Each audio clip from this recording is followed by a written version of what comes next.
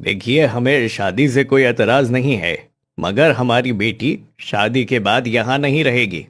आपके बेटे को घर जमाई बनकर रहना होगा। अरे, ये क्या कह रहे हैं आप? घर जमाई? मेरा इकलौता बेटा है। यदि वो घर जमाई बनकर रहेगा तो मेरा क्या होगा?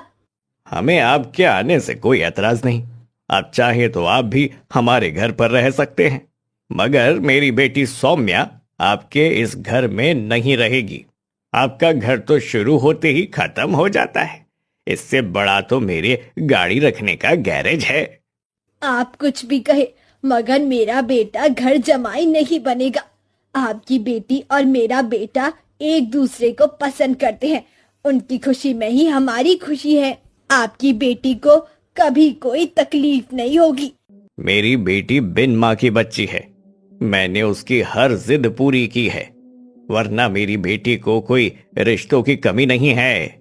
मगर वो चाहती है कि उसकी शादी आपके बेटे से हो, इसीलिए मैं आपके दरवाजे पर आया। मगर कोई बात नहीं, ये शादी हो ही नहीं सकती है। कहते हुए वो वहाँ से चले गए। उनकी बातें सुन सुनीता जी का इकलौता बेटा राजा बहुत गुस्सा होने लगा। वो हर हाल में सौम्या से शादी करना चाहता था। मगर माँ, मुझे समझ नहीं आ रहा है कि आप मुझे शादी के लिए मना क्यों कर रही हो। बेटा, हमारा और उनका कोई मेल नहीं है। हम गरीब और वो अमीर। मगर फिर भी मैं तुझे शादी के लिए मना नहीं कर रही हूँ, बल्कि घर जवाई बनने से मना कर रही हूँ। आपको उनकी शर्त पता है ना? शादी तभी होगी जब मैं घर जमाई बनूंगा, और यदि आप मुझे घर जमाई नहीं बनने दोगे तो शादी कैसे होगी? कहते हुए राजा गुस्से में वहाँ से चला गया। उसकी माँ सुनीता जी उसे जाते हुए देख रही थी। उनकी आंखों में आंसू थे। कैसे समझाऊं तुझे? हमारे बड़े बुजुर्ग ऐसे ही नहीं कह कर गए हैं। दूर जमाई फूल बरोबर, गांव जमाई आधा। घर जमाई गधे बरोबर, जो चाहे सो लाता। घर जमाई की कोई वैल्यू नहीं होती है बेटा, कोई नहीं।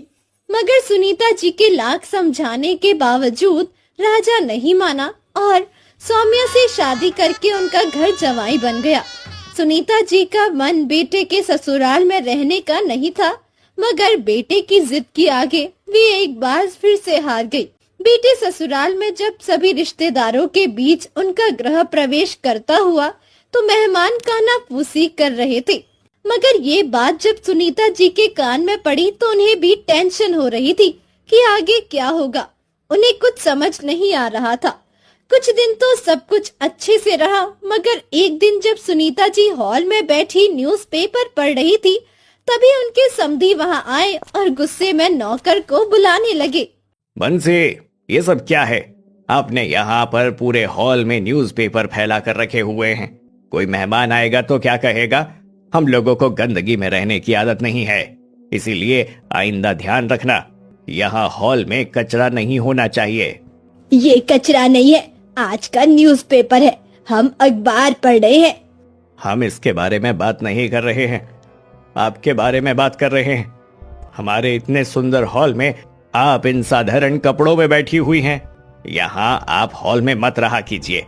किसी को लगेगा कि हमारे नौकर को रखने का स्टैंडर्ड भी नहीं है। कहते हुए वो वहाँ से चले गए। मगर सुनीता जी को उनकी बात का बहुत बुरा लग गया। जब से वो इस घर में आई थी, उनका ज्यादा वक्त किचन में ही बीतता था। उनसे घर के सदस्य की तरह नहीं, बल्कि नौकर की तरह बर्ताव किया जाता था। ऐसे ही एक दिन सौम्या की कुछ सहेलियां घर पर आई। आज मेरे कुछ दोस्त घर पर आ रहे हैं, आप उनके चाय नाश्ते का बंदोबस्त कर देना।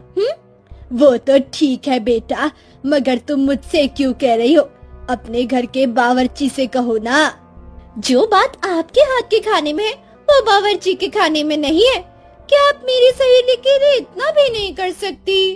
कहते हुए सौम्या ने एक दो मीठी मीठी बातें क्या करी, सुनीता जी पिघल गई और उसकी सहेलियों के लिए नाश्ता तैयार करने लगी। तभी सुनीता जी उन लोगों के लिए नाश्ता लेकर पहुंची। नाश्ता करते हुए सभी लोग आपस में बातें कर रही थी। यार, तुम्हारी मेड तो बहुत अच्छी है। क्या आप खाना बनाए हैं? लाजवाब। हाँ, वो तो है, तुझे कभी कुछ स्पेशल खाने का मन करे तो खबर कर देना, मैं बनवा कर भेज दूंगी।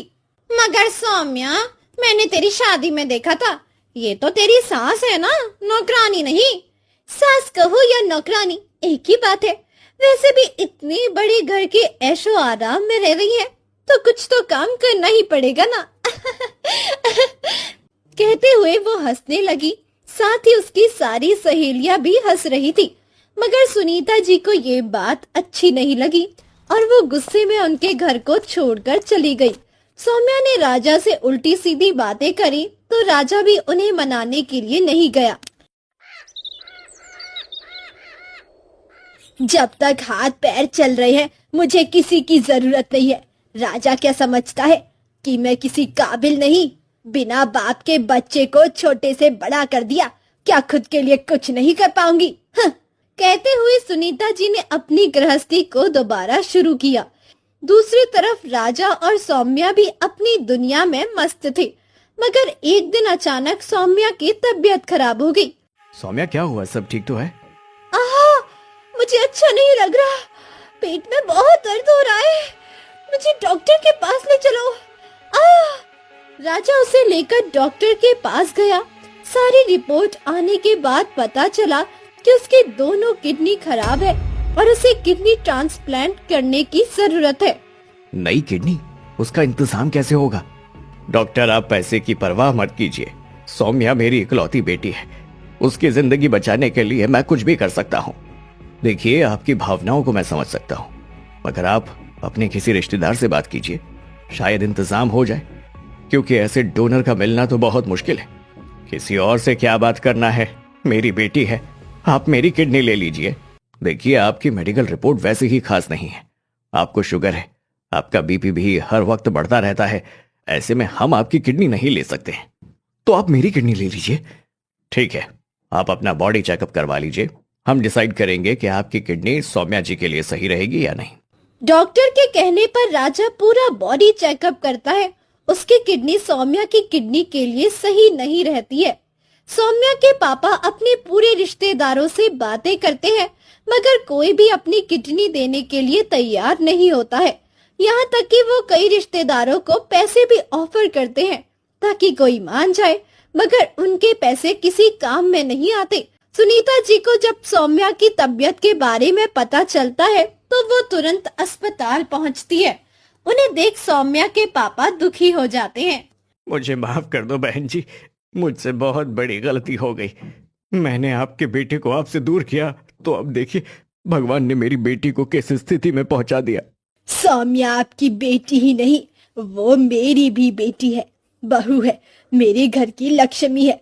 मैं उसे कुछ नहीं होने दूंगी, मैं उसे अपनी किडनी दूंगी। सच माँ, हमने आपके साथ इतना गलत व्यवहार किया, उसके बाद भी आप सौम्या को किडनी देंगी?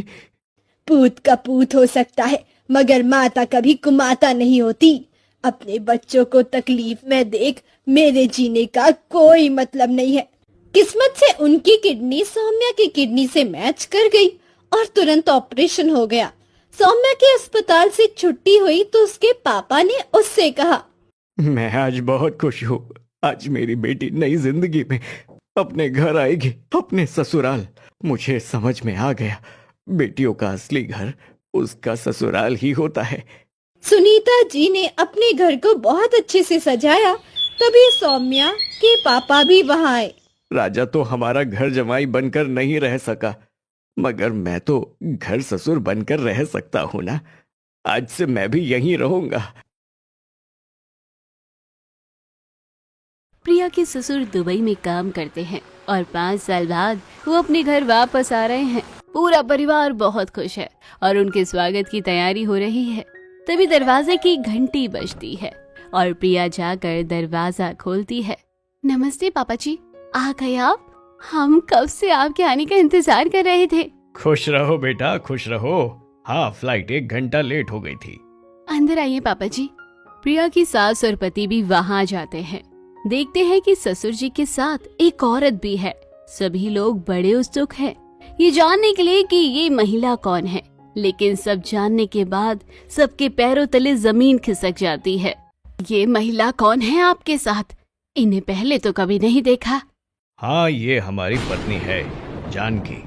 आज से ये इस घर में रहेगी और तुम लोगों को इन्हें पूरा सम्मान देना होगा। सभी हैरान हो जाते हैं कि पापा जी ने दूसरी शादी कर ली है। प्रिया की सास रोने लगती है। प्रिया और उसका पति हैरान हैं। पापा, ये आप क्या बोल रहे हो? ये कैसा मजाक है? ऐसा नहीं हो सकता। पापा जी, आप दूसरी शादी कैसे कर सकते हैं? मम्मी जी 5 सालों से आपका इंतजार कर रही थी। आप वापस आए लेकिन उनकी सौतन लेकर। ये क्या नर्त कर दिया आपने? दूसरी शादी करने की क्या जरूरत थी? हे भगवान, मेरी जिंदगी तो खराब हो गई है। ज्यादा भावुक होने की जरूरत नहीं है। मैं दुबई में अकेला रहता था।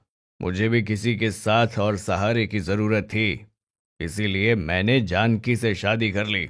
अच्छा यही होगा कि तुम लोग घर में मिलजुल कर रहो और जानकी को भी अच्छे से रखो। ससुर सबको ऑर्डर देकर अपनी दूसरी पत्नी के साथ अंदर कमरे में चला जाता है और सभी लोग हैरान हैं। इधर प्रिया की सास का रो रो कर बुरा हाल है। प्रिया अपने पति संतोष के साथ कमरे में बैठी बातें कर रही है और वो बहुत परेशान है। पापा जी ऐसा कैसे कर सकते हैं? पापा जी तो ऐसे कभी भी नहीं थे। पता नहीं उन्हें क्या हो गया है। औरत का चक्कर होता ही ऐसा है प्रिया। मुझे तो कुछ गड़बड़ लगती है। शक्ल से ही वो औरत मुझे ठीक नहीं लग रही है। अब कुछ नहीं हो सकता। पापा ने बकायदा उस औरत से शादी कर ली। अब कुछ नहीं हो सकता। प्रिया सोच में पड़ जाती है। उसे लगता है कि कुछ गड़बड़ जरूर है। सुबह प्रिया जैसे ही किचन में जाती है कि वो देखती है कि दूसरी सास पहले से ही किचन में मौजूद है और सबके लिए नाश्ता बना रही है। आप यहाँ क्या कर रही हैं? आप जाइए यहाँ से, मैं सबके लिए नाश्ता बना दूंगी। अरे नहीं बहू, अब मैं आ गई हूँ ना, तुम्हें चिंता करने की जरूरत नहीं है।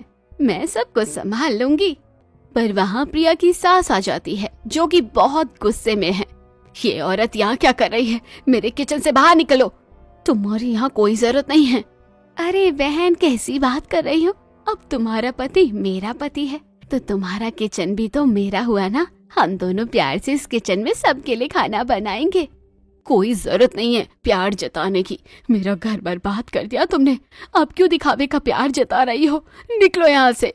चिल्लाने की आवाज सुनकर प्रिया का ससुर भी वहाँ आ जाता है। क्या हो रहा है? इतनी चिल्ला चोट क्यों मचा रखी है? मैं सबके लिए सुबह नाश्ता बनाने के लिए आई थी, लेकिन ये मुझे बनाने ही नहीं दे रहे। मैंने तुम लोगों को पहले ही समझा दिया था। अब ये भी इस घर का हिस्सा है और तुम लोगों को मिलजुल कर रहना होगा। फिर ये तमाशा क्यों लगा रखा है? ये मेरे किचन में काम नहीं कर सकती। ये तुम्हारी बीवी होगी, लेकिन इस घर की मालकिन नहीं है। ये घर मेरा है। इतने साल मैंने मेहनत करके इस घर को बनाया है। ये किचन मेरा है। मैं इसे यहाँ काम नहीं करने दूंगी। ये तुम्हारा नहीं, मेरा घर है। मैं चाहूँ तो तुम्हें आज ही इस घर से निकाल सकता हूँ। पापा जी, ये आप क्या बोल रहे हैं? मैं आखिरी बार तुम लोगों को समझा रहा हूँ। ये घर जानकी का भी है और मालती का भी। तुम दोनों जितना प्यार से रहोगे उतना अच्छा होगा, वरना मैं जानकी के लिए अलग घर और किचन बनवा दूंगा। ससुर जी गुस्से में बोलकर चले जाते हैं और उनके पीछे पीछे हंसते हुए जानकी भी चली जाती है। मालती की आंखों में आंसू हैं और प्रिया उन्हें संभालती है। अगले दिन प्रिया किचन की तरफ जा रही होती है, तभी देखती है कि उसका ससुर और नई सास कमरे में बैठकर कुछ बातें कर रहे हैं। ससुर ने कुछ प्रॉपर्टी के पेपर निकाले हुए हैं। वो खड़े चुपचाप होकर सुनती है। हाँ, पेपर्स तो सारे मेरे पास ही है। ये इस घर के, ये दुकान के, कुछ प्लॉट के, सब कुछ मेरे पास ही रखे हैं। तुम निश्चिंत रहो। प्रिया मन ही मन में सोचती है कि आखिर पापा जी से सारी जानकारी क्यों दे रहे हैं और वो चिंता करने लगती है। अगले दिन सभी लोग खाने की टेबल पर बैठे होते हैं। प्रिया की सास सभी के लिए खाना लेकर आती है। उसने अपने पति की पसंद का खाना बनाया होता है। ये देखिए, आज मैंने आपकी पसंद के कढ़ी चावल बनाए हैं। जरा खाकर बताइए कैसे बने हैं। अरे वाह, क्या बात है! कढ़ी चावल बहुत दिन हो गए मैंने नहीं खाए। तभी पीछे से दूसरी सास आ जाती है और पति को रोकते हुए कहती है, अजी सुनिए, भूल गए क्या? डॉक्टर ने आपको दही और छाछ खाने के लिए मना किया है। ये देखिए, मैंने आपके लिए कितनी अच्छी मूंग दाल की खिचड़ी बनाई है, आपकी पसंदीदा। आपको पसंद है ना? ये आपको खाना चाहिए। अरे हाँ, मैं तो भूल ही गया था। छाछ और दही बना है, लाओ खिचड़ी ही खा लेता हूँ। प्रिया की सास का दिल टूट जाता है, उसकी आंखों से आंसू आ जाते हैं। इधर प्रिया की दूसरी सास पहली सास को देखकर मुस्कुरा रही है, जैसे उसने ये जान के किया हो। अगले दिन प्रिया अपनी सास के साथ बैठी रो रही है और प्रिया उन्हें समझा रही है, मम्मी जी अपने आप को संभालिए। कैसे संभालू बेटा, ये सब क्या हो गया? मैंने तो कभी सोचा भी नहीं था कि तुम्हारे ससुर को इस बुढ़ापे में दूसरी शादी करने का चस्का लग जाएगा। आप चिंता मत कीजिए मम्मी जी, ये चस्का बहुत ही जल्द उतरने वाला है। क्या मतलब बेटा? आपको जल्दी पता चल जाएगा मम्मी जी, बस आप चिंता मत कीजिए, कुछ ही दिनों में सब ठीक हो जाएगा। कुछ दिन बाद प्रिया के ससुर जी का जन्मदिन आता है और सभी बहुत खुश हैं और प्रिया की दूसरी सास तो कुछ ज्यादा ही खुश है। वो सभी के लिए खीर बनाती है और क्योंकि ससुर जी का जन्मदिन है तो इसलिए उसे कोई भी खाने से मना नहीं कर पाता। आज मैंने इनके जन्मदिन की खुशी में सबके लिए खीर बनाई है और आप सब लोगों को खाना ही होगा। हाँ हाँ, क्यों नहीं, हम सब लोग जरूर खाएंगे। लाइए मैं आपकी मदद कर देती हूँ। प्रिया का पति और उसकी सास हैरान है कि प्रिया उसकी मदद क्यों कर रही है। प्रिया सबको खीर देती है, सभी लोग खीर खा लेते हैं और अपने अपने कमरे में सोने चले जाते हैं। आधी रात अंधेरे में दरवाजा खुलने की आवाज आती है। अचानक से लाइट ऑन होती है। प्रिया की दूसरी सास हाथ में बैग लिए दरवाजे पर खड़ी है, जैसे वो भागने की कोशिश कर रही थी। अचानक से प्रिया उन्हें रोक लेती है। अरे आप कहाँ जा रही हैं? प्रिया की दूसरी सास रुक जाती है और डरने लगती है। प्रिया उसके पास जाती है। सास हैरान है और डरी हुई है। तभी पीछे से प्रिया का पति और सास ससुर भी आ जाते हैं। अरे जानकी, आधी रात को तुम कहाँ जा रही हो? वो मैं बताती हूँ। पापा जी ये क्या बताएगी? ये नहीं बता पाएगी। प्रिया दूसरी सास के हाथ से बैग छीन लेती है और उसे खोलती है। उसमें सारी प्रॉपर्टी के पेपर्स, कैश और गहने होते हैं, जिन्हें देखकर सभी लोग हैरान रह जाते हैं। पापा जी, असल में आपकी दूसरी पत्नी सारा पैसा और गहना लेकर भाग जाना चाहती थी, लेकिन वो तो अच्छा हुआ कि समय पर मुझे पता चल गया।